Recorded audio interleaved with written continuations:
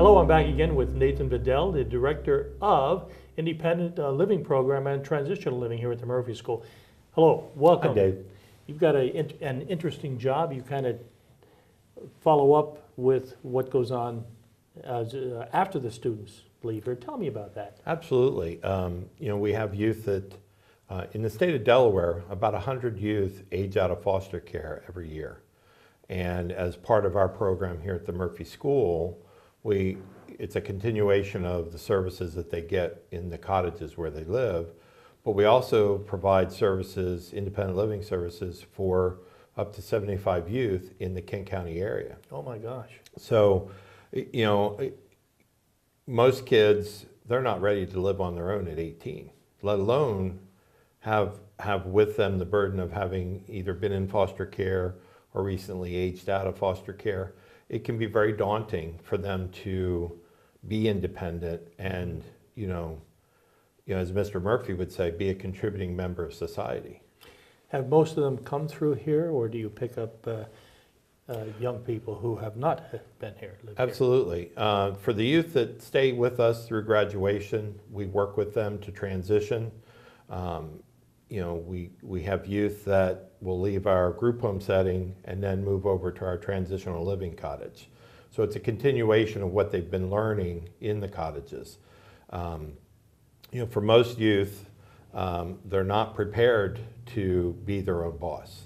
They're not prepared to, work a 9-to-5 job and, all of those things. So that's the purpose of the independent living services, is to help prepare them to be independent. And it used to be that at age 18, that was it.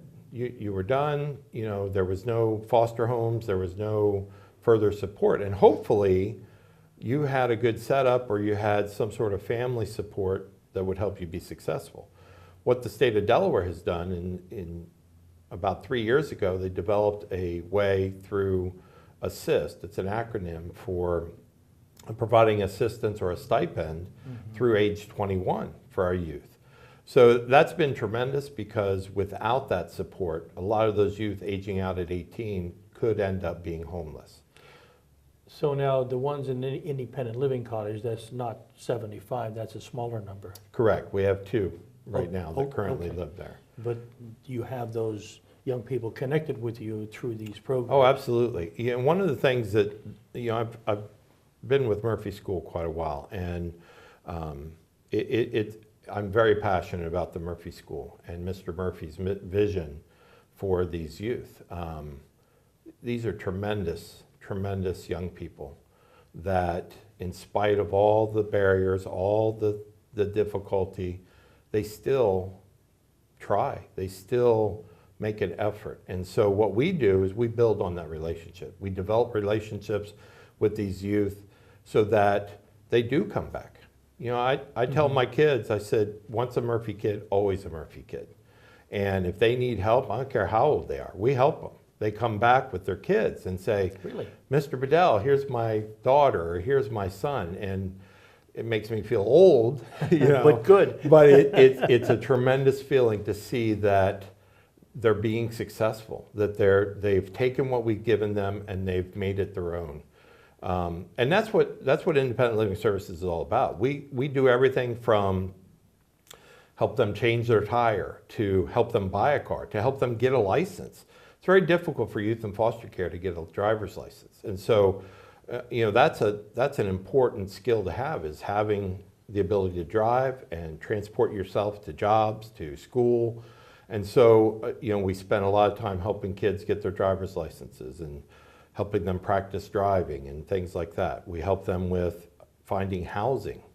That's important. The stipend that the state provides to youth that have aged out of foster care is designed to help them pay for their housing needs, to kind of bridge the gap so that they have what they need to be successful. They just need to work at it. And I understand that they're academically prepared before they leave here, because you have like 100% high school graduation rate when they Absolutely. If we have a youth that's living in the group homes or in the cottages, if they stay with us beyond 18, because the state provides support for youth that want to graduate high school. And unfortunately, a lot of foster youth are out of academic alignment. It means You know, they're not on the same schedule that some of their peers might be, and they may be 17 in the 10th grade, or, you know, and so the state provides support for them to be able to graduate.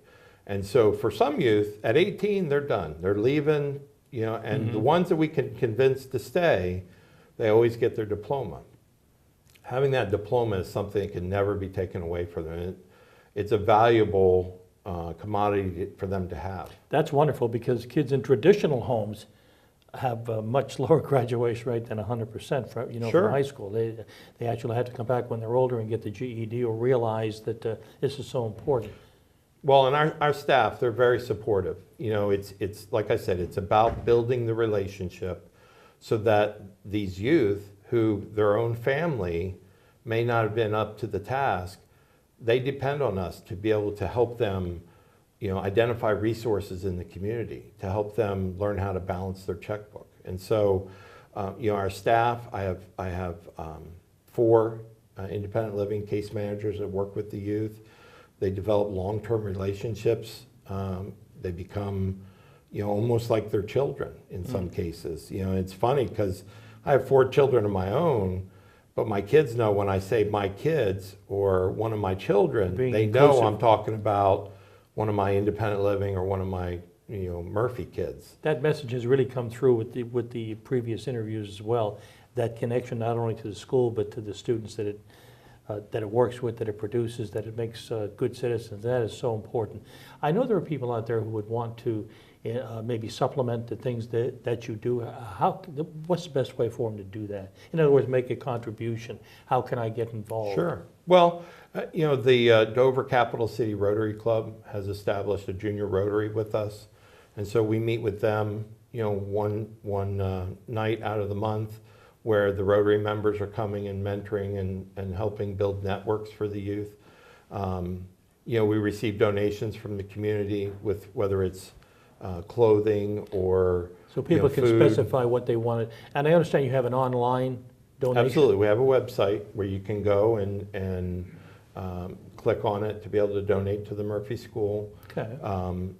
You know, it's a great investment in youth. You know, that's why I enjoy what I do. Is So they can because- actually say this is going for clothing, or this is... Absolutely.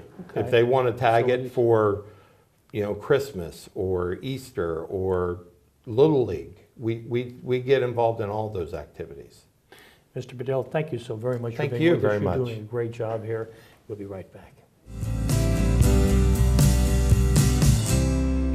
Hope you enjoyed today's program at the Elizabeth Murphy School. We've interviewed some key people that have kept this more than 90-year-old school that has sent out more than 9,000 productive citizens into the state and beyond. Thanks so much for watching. We'll see you at our next program on PR Delaware with community leaders from Central Delaware. I'm Dave Scosa.